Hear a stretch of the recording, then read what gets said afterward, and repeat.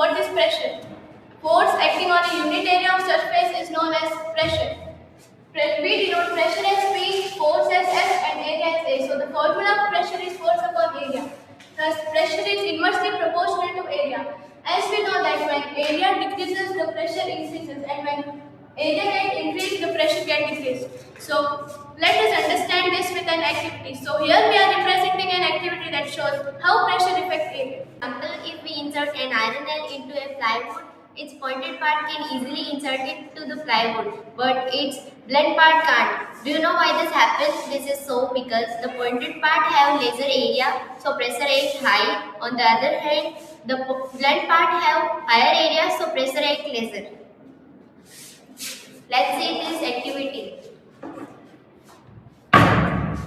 This is the pointed part which is inserted into the plywood. On the other hand, this is the blunt part which is not inserted into the plywood. Another example of pressure. We know that there are two sides of knife.